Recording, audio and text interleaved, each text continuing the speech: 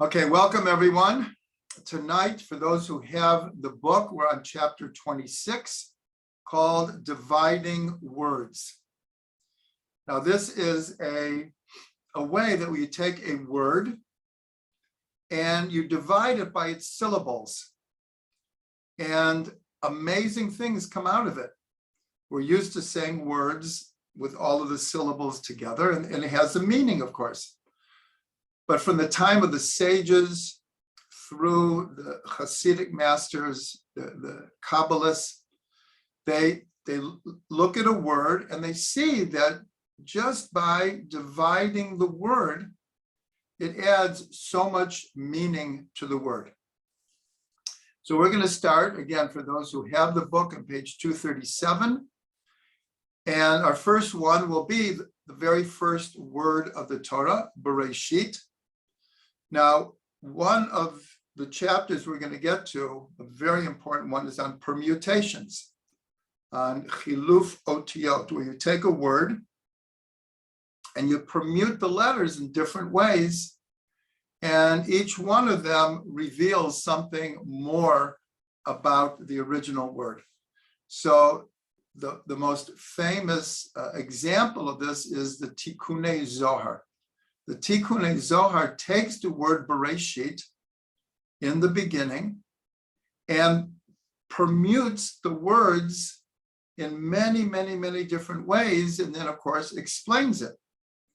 And there are exactly 70 chapters in Tikkune Zohar, which obviously is connected to 70 faces of the Torah. So one of their permutations is just by dividing the word.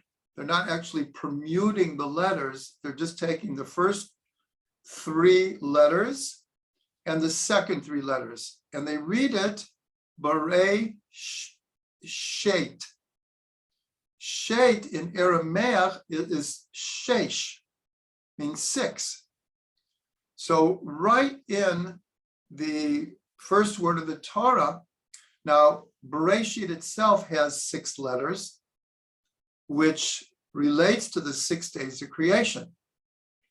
But here, by dividing the word, it actually spells out he created 6. With 6 days, God created the heavens and the earth. And as we've mentioned, the first verse of the Torah has 7 words. So this includes Shabbat. So Bereshit has 6 letters, and the first verse has 7 words. So this is the 6 days of creation and Shabbat.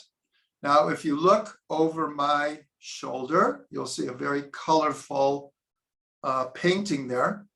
And this painting, in a certain way, expresses what we've just learned. Here in the yellow, you see the letter Bet, and it's superimposed on a Magen David.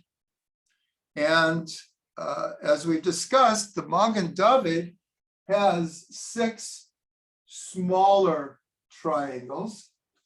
These are the 6 days of creation. And the middle hexagon, this is Shabbat.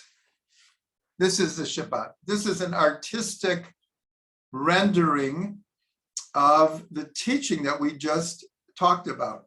And I'll just add that in the word Bereshit, we'll get to this when we get to the permutations, is the word Shabbat. Yirah Shabbat. And this is what we say in the song Lecha Dodi. Sof ma'aseh b'machshava techila. The end of creation is already seen in the first of thought. So in the word Bereshit, you have the word Shabbat. Yirah Shabbat, the awe of Shabbat. So just to finish with this picture, so in the inside, you have another Magen David, and that is also surrounded by yellow. This represents the Big Bang. Because in the Torah, we don't have vowels, we don't have periods or any kind of markings like that. So the first letter of the Torah is pronounced B, not V, which means it has a dot in it. So grammatically, this dot belongs in the Bereshit. We just don't see it in the Torah. But that represents the Big Bang. Because later Rashi says that everything that would ever be created was already created on the first day, which is exactly what modern science has come to. Everything in the physical universe of tens of billions of galaxies all came from the primordial, called bang, the Big Bang. So that's a little bit about this picture. Okay, so the next example is on the same page, page 237.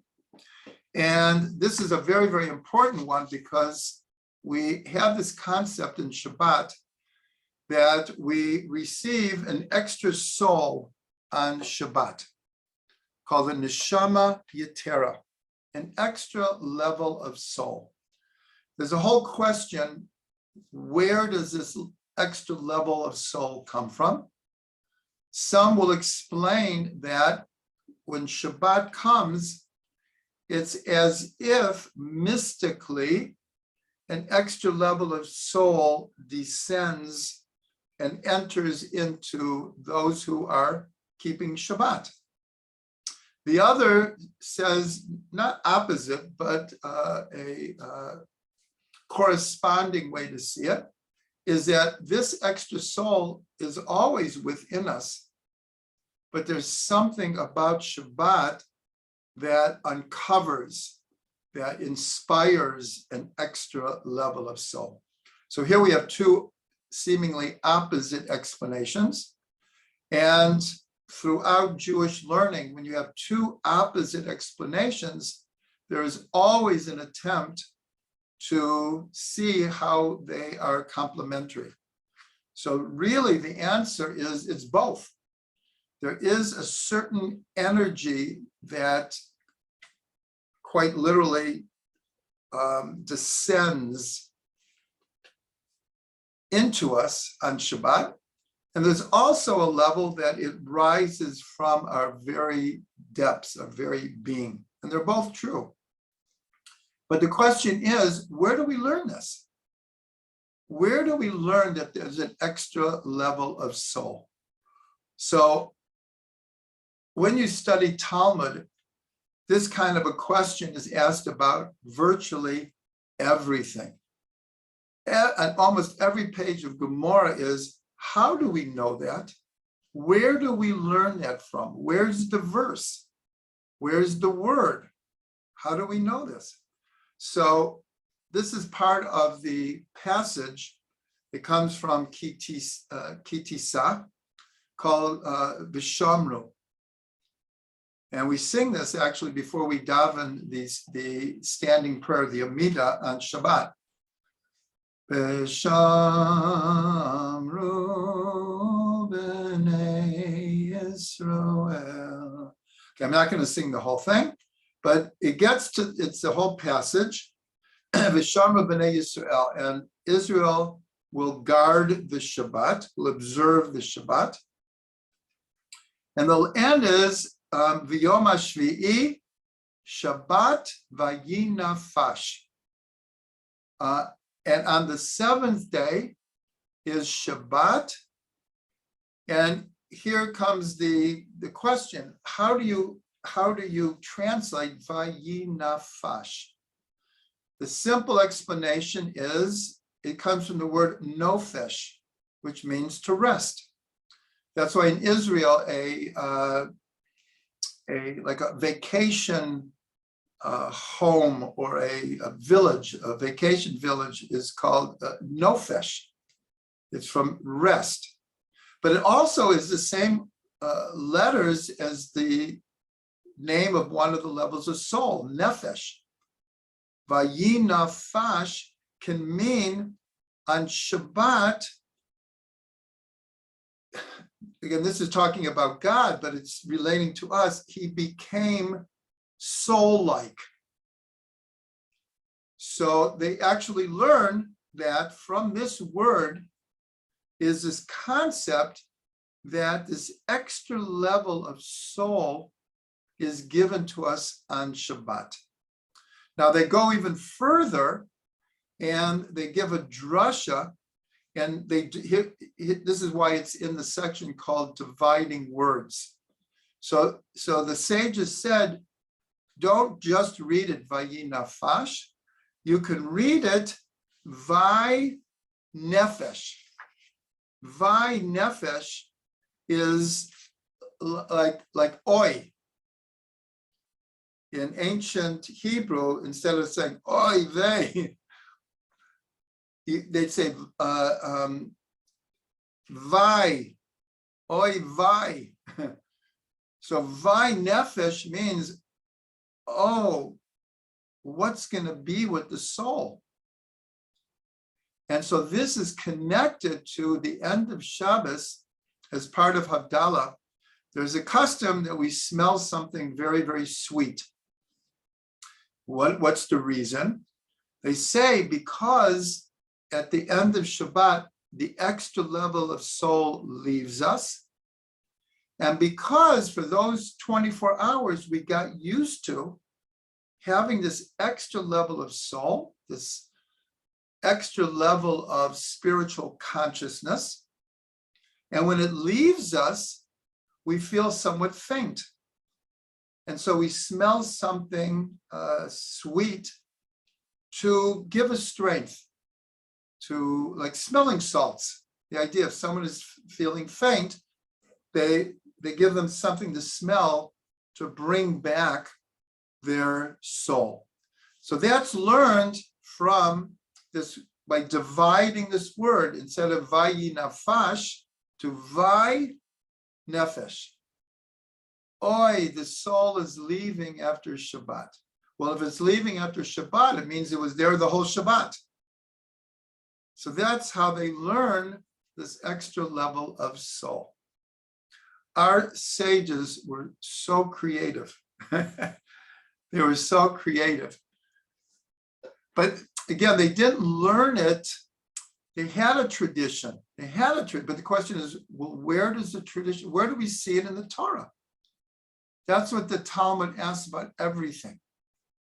We have to see it in the Torah. That's why it says in Pirkei Avot, hafach ba ki kulo ba. Turn it and turn it again because everything is in it. Okay, now the next one is on page 238. And this is a very important one. There are many, many examples like this where the sages learn a halacha from this particular method. And so what is the method? So it says in Vayikra 19:9. So it says, when you reap the harvest of your land, you shall not fully reap the corner of your field, nor shall you gather the gleanings of your harvest. So this is the mitzvah called peah, that when a farmer reaps his field, he leaves a corner. A peah means a corner, just like Hasidic men have peahs, the corner of their face, of their hair, they leave, and those are called peot, but it's the same word. Here it's the corner of the field. But it doesn't say in the Torah, well, how much? 1/100th of your field? 1,000th? How do they determine how much of your field you're supposed to leave? So they learn it from the word the gleanings of your harvest. When you glean your field, so the word in Hebrew is uvekutz rachem. When you glean your fields. So the sages, here it's actually from the Baal HaTurim. The Baal HaTurim comments that if you divide the word in half, you could read it bikotzer chem. Now, what does chem usually means? You, in the plural. You shall glean your fields. But here he's reading it, you shall glean chem. That's the measurement that you should glean. What is the numerical value of chem? Chaf is 20 and mem is 40. So 20 and 40 equals 60.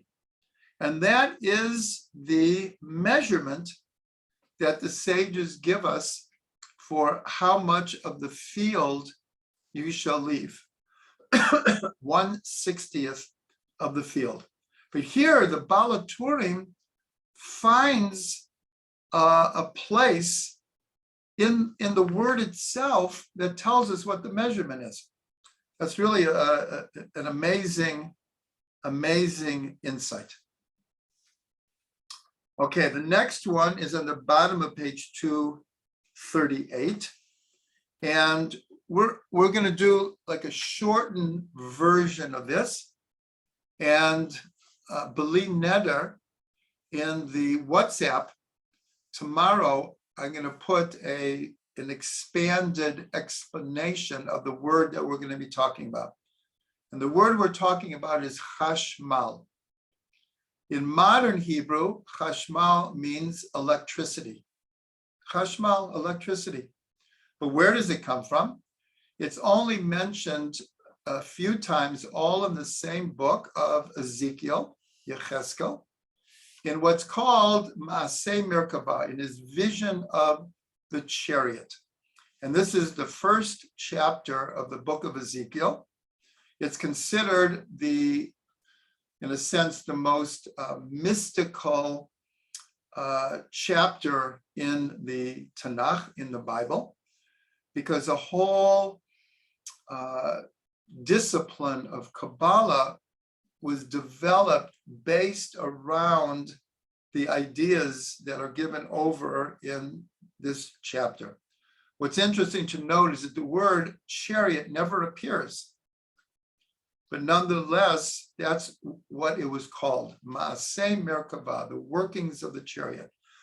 And in it, a number of times, he explains in his vision of seeing this energy that he calls chashmal. Some describe it or translate it as a color that he saw. But it's understood as an energy. He was having a vision here, and he saw energy that he called chashmal. So it's given over, even in the Gemara, they divide the word in two. And they say chashmal. What does chash mean? Chash means silence. Mal means speaking. And so this word became a symbol of paradox. Chashmal. So in the Gemara, they explain, well, what did he see exactly? So one of the explanations, it's not the only one, but one of the explanations is he saw a type of angel. And these angels sometimes were silent and sometimes were speaking. And that's why it's called chashmal. Sometimes they were silent, sometimes they were speaking. But the deeper understanding is that it was what we call the sounds of silence. It was a silent sound. And where we see this is in the experience of Elijah the prophet. Elijah the prophet is running away from the king and queen who want to have him killed. He's one of the last of the prophets alive. They were worshiping idols. And he flees to the Sinai desert, to Mount Sinai, and he's hiding in a cave. And God comes to him and says, "What are you doing here?" And he says, I ran for my life. And then Eliyahu has either it was a vision or it was real phenomena that was happening. And there was, I don't remember in which order, but there was like an earthquake. And he thought God was going to speak to him from the earthquake. But it says, and God was not in the earthquake. And then there was fire on the mountain. And he thought God would be in the fire. It says God was not in the fire. Then there was this enormous wind. And he thought God would be in the wind. God was not in the wind. And then he heard, Kol Demama Daka. He heard it's almost impossible to translate. Kol means a voice. Demama means silent. Daka means thin, meaning a fine line between silence and sound. But it's understood that he heard sound within the silence. So this is no doubt the inspiration behind Simon and Garfunkel's The Sounds of Silence. And it comes from this idea of chashmal. Now, this Rav Ginsburg considers this the most mystical word in the entire Tanakh, chashmal, because it represents paradox. It's like the epitome of paradox. And again, the sages said sometimes they're silent and sometimes they're speaking, but it's understood in Kabbalah that's on a lower level. On a higher level, it's happening simultaneously. It's the sounds of silence. So, B'li Neder, I will post a much expanded discussion about this very, very mysterious and mystical word chashmal. But because we are talking about dividing words, so we're going to leave it at that for right now. Chashmal, we divided the word in half. Okay, now the next one is a very known one. So I'm not going to spend a lot of time on it. In 70 Faces, it's on the bottom of page 239. But I'll just explain very, very quickly that the holiday of Hanukkah, so the root word of Hanukkah is chinuch, which means to educate, or Chanukat HaMizbeach, which means to dedicate. So the word Hanukkah means because they came, it comes from dedicating the temple after it was made impure by the Greeks. And so they cleansed it and they rededicated the temple. But it's brought down, Chanukah, you can divide the word Chanukah very simply, Chanu, Chaf, He. They rested, Chanu means they rested, Chaf, He means 25. Chaf is 20, He is 5. They rested on the 25th day from the war. It was only because they won the war that they were able to then go and dedicate the temple again. So this is a very well-known one, but again, it's based on the same method, Chanu, Chaf, He. Now that's also another, maybe we'll get it up on the WhatsApp also, only so much we can do, because 25 has a lot of connotations that are connected to Hanukkah. And I'll just mention one, a very well-known one, that the 25th word in the Torah is the word light, where it says, and God said, let there be light. Light is the 25th word in the Torah. So it was like prophetic that in the future there would be a whole holiday based on light. Chanu Chaf He. Okay. Now the next one is one of my favorite, and it starts in the bottom of page 240. And this is one that many people have probably heard, is that the word Adam, human being, if you divide the two syllables, you have Aleph, Dam.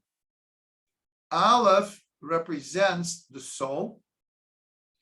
Why does it represent the soul? Because there's no letter that, I'll say it differently, the most names of God, of all the names, begin with an Aleph.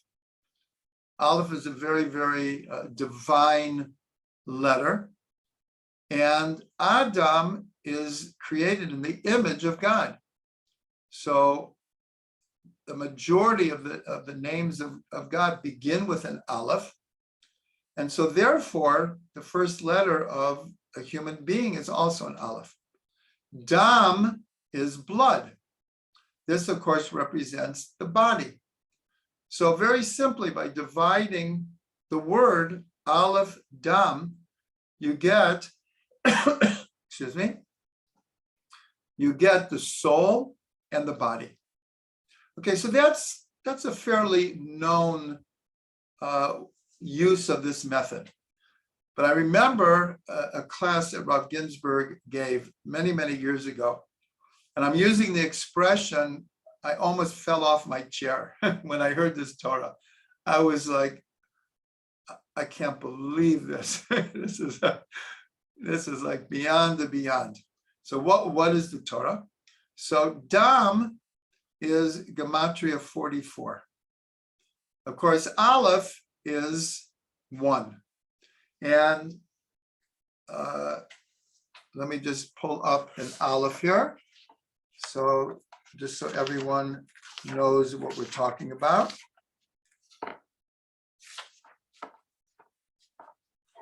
Okay. Just quickly, an Aleph, there's a Yud above and a Yud below with a Vav, a slanted Vav connecting them and separating them. That's an Aleph. So just keep that in mind.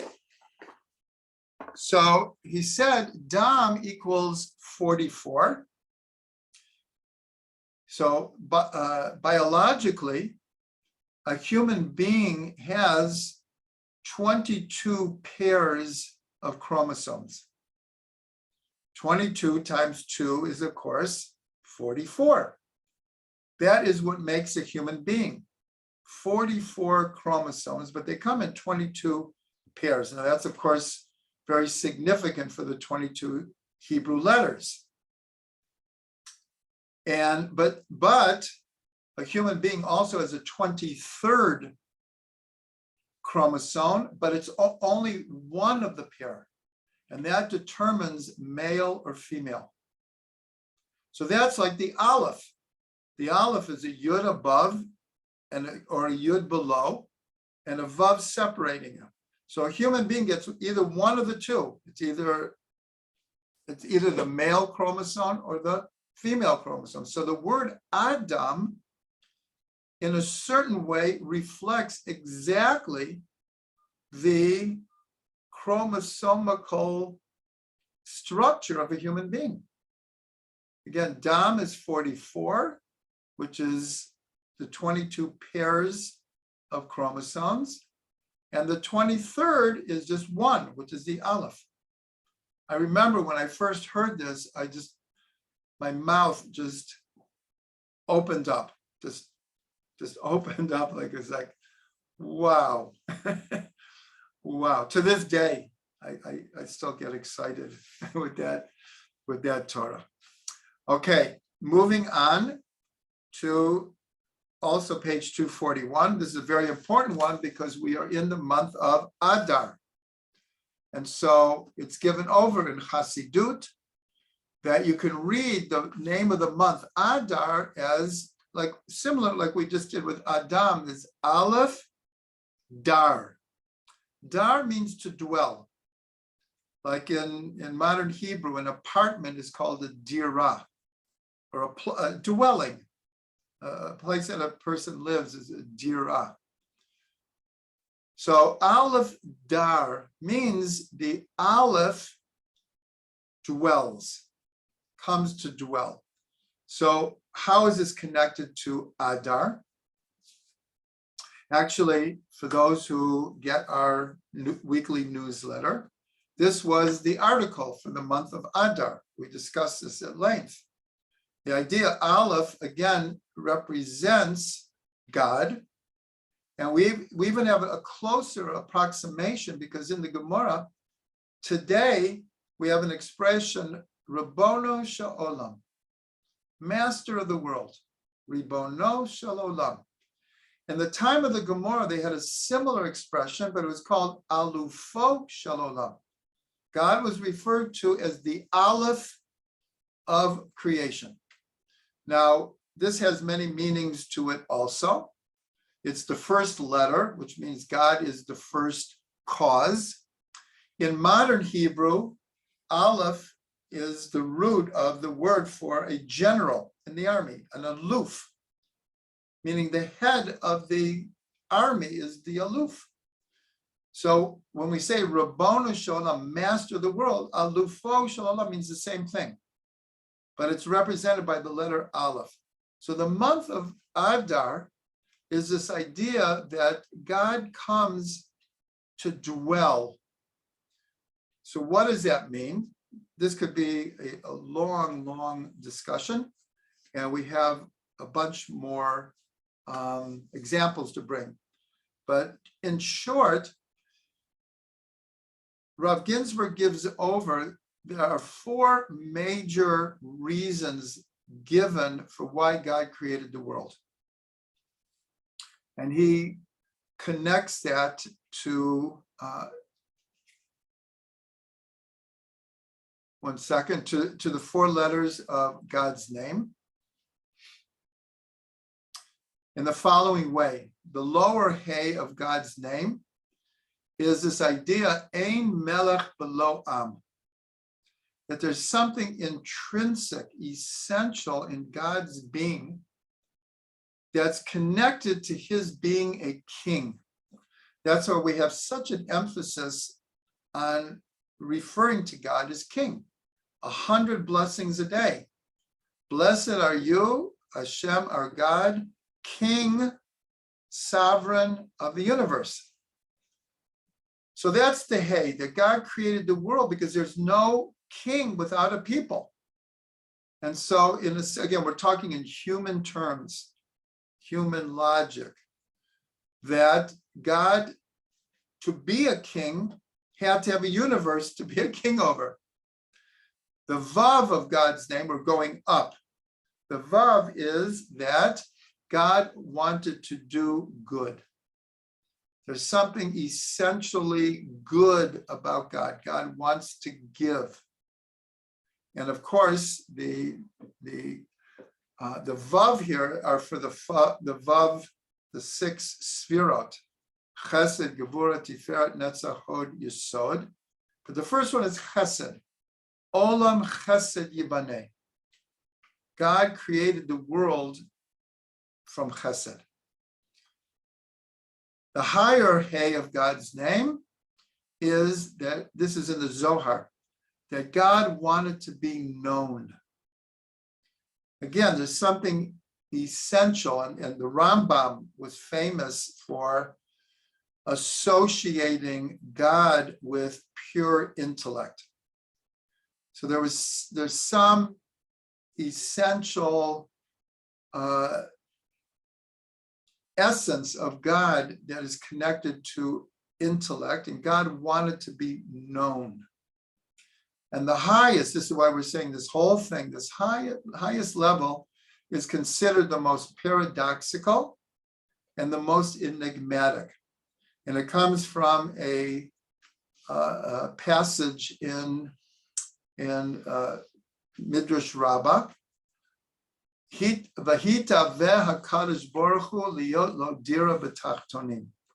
That God had a passion, a desire to have a dwelling place in the lower worlds.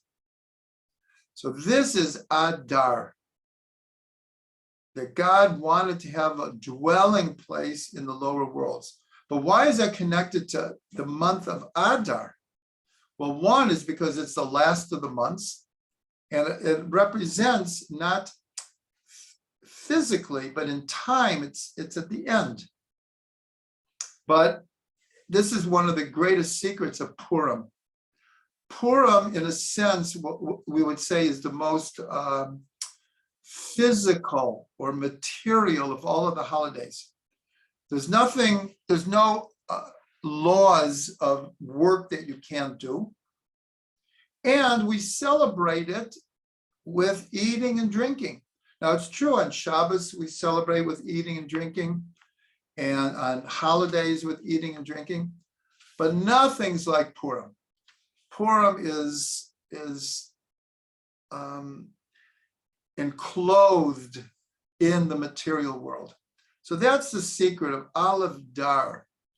And for us who are celebrating Purim, what it means is that we have to take the physicality and the materialism and the masking of Purim and make it a vessel for pure spirit, for pure divinity. That's Aleph Dar, Adar. Now the next one is for a different holiday. This is on page 243. And this is from the Arizal. And the Arizal says, don't read it Pesach as like one word, but Pesach has 2 syllables. But he got even more fancy because he did a chiluf otiyot with the samach of Pesach, and he exchanged it for a sin, and he read it pei, meaning the mouth, sach, speaks, converses. That's what he said about Pesach. The mouth speaks. So what did he mean? So also this has a lot of inner meaning. We'll just give a few of them, and that is that on Pesach night, there's really, in our day, there's only 2 mitzvot that are from the Torah. The 4 cups are from the rabbis, the charoset is from the rabbis, the dipping is from the rabbis. Even in our day, at one time, it was from the Torah, but even in our day, eating the bitter herbs, the moror, is from the rabbis. But what are the 2 mitzvot? Eating matzah is still a mitzvah from the Torah, and telling the story. That is the mitzvah from the Torah. And you can only do it on one night. And that is, the rest of the year, we have a mitzvah to recall coming out of Egypt, but it's a mitzvah to recall coming out of Egypt on Pesach night. So that already tells us why the Ari says, Pesach, the mouth speaks, it converses, it tells the story. What's the name of the text that we use on Pesach night? Is the Haggadah. Haggadah comes from the word lahagid, to tell the story. So here we see again, Pesach, the mouth speaks. But now we're going to go one step deeper, and that is in the Sefer Yetzirah. Each of the 12 months has a letter that, in the language of the Sefer Yetzirah, it's not so much that the letter represents the month, but the language of the Sefer Yetzirah is through the letter, whatever it is, God created the month of. So what is the letter of the month of Nisan? Is Hey. The letter Hey. And the letter Hey means expression. I almost just did it.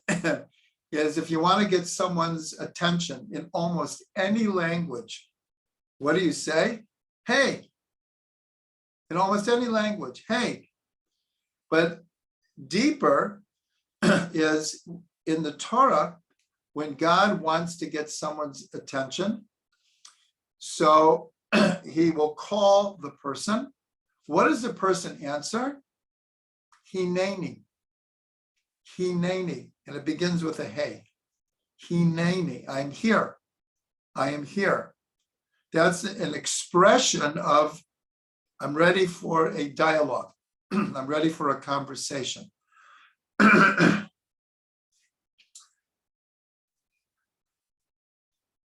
Okay, so that, and actually that letter hey, we can go on a long time.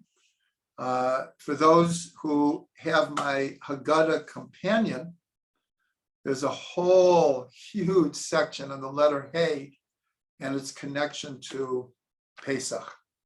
Actually, Pesach is coming, and everyone should think in advance. It's called process, paradox, process, paradigm, and paradox, the Haggadah companion. You could get it on our website, and it has many, many, many new and innovative ideas to make your Seder richer. Again, it's called Process, Paradigm, and Paradox, the Haggadah companion. It's not a Haggadah. It's meant to be read before. You know how everyone brings like 7 Haggadahs to the table? And there's no time to look at any of them because you have to do the Seder. So the whole thing is you're supposed to prepare in advance. There's a halacha. The halacha is 30 days before a holiday, one begins to prepare. So this is a Haggadah companion. Okay, the last example we're going to bring is on page 243. And I hope Brenda is here. I hope Brenda is here. If not, she will see the video because she asked about this. So one of the names for Pesach, we're talking about Pesach, is Chag HaAviv. Chag HaAviv. So why is it called the Spring Festival? Well, obviously because it's happening in the spring, but there's much more to it. I believe we've explained this before, so I'll just do it in short, is our calendar is a lunar calendar, but it's not an absolute lunar calendar, because if it was an absolute lunar calendar, like an Islamic calendar, which is a pure lunar calendar, holidays would come out in different seasons. So in other words, within a, whatever it is, it's an approximately 20-year cycle, Ramadan will be in every month of the year. One year will be in December, the next year will be in the middle of November, the next year will be at the end of October. In other words, Ramadan is not connected to a season, but Pesach is. Pesach is connected to a season. It says in the Torah 3 times that Pesach has to be celebrated in the spring, because in the spring you came out of Egypt. So calling it Chag HaAviv, the spring festival, is very appropriate. So a drasha is given over about the word Aviv. Aviv is spelled Aleph, Bet, Yud, Bet. And so again, the word is divided in half between Av, Yud, Bet. What does that mean? Av means father. Yud, Bet means 12. So you could read Aviv, that the spring month, which is Nisan, is the father or the beginning of all 12 months. That's why Rosh Chodesh Nisan is the new year of months.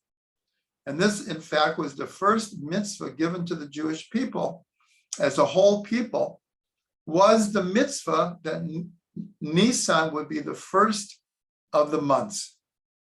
And with that, of course, Moshe received all of the secrets of calculating a Jewish calendar.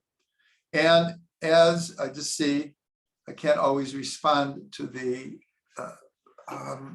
chats as they come up, but I saw that Bracha points out that 12 is also the 12 tribes. And that you were one step ahead of me, because another way to interpret the Aleph and the Bet, the Aleph is Avraham, the Bet is Yitzchak and Yaakov. So you have, because Av equals 3. So these are the 3 fathers, the 3 patriarchs. The Aleph is Avraham, and the Bet is Yitzchak and Yaakov, and the 12 are the 12 tribes. So this is Chag HaAviv. This is really when we became a people. In a certain sense, we became a people as we were in Egypt, but it became solidified as we left Egypt. We are now not part of Egypt. We're on our own now. So that's just a beautiful explanation, and that actually comes from Rav Ginsburg. Rav Ginsburg gives over this idea of the Aleph is Avram, and the Bet is Yitzhak and Yaakov, and the Yud Bet are the 12 tribes. So these are our examples tonight for dividing words. As always, there are many, many more. And as I write in the introduction to 70 Faces, nothing could bring me more joy is that someone is learning and it comes across another example that I didn't include and says, there's another example of dividing a word that you can get a drasha out of. That is the purpose of the book, really. Along with learning whatever examples we're learning, which of course are very important. Each one is so interesting, and we could go on for a long time about each one of them. The real purpose is when people are now learning, they come across these methods on their own, and their minds light up. We could use this method to make this drush. So we should all be blessed to continue to delve into the Torah and find all of its secrets.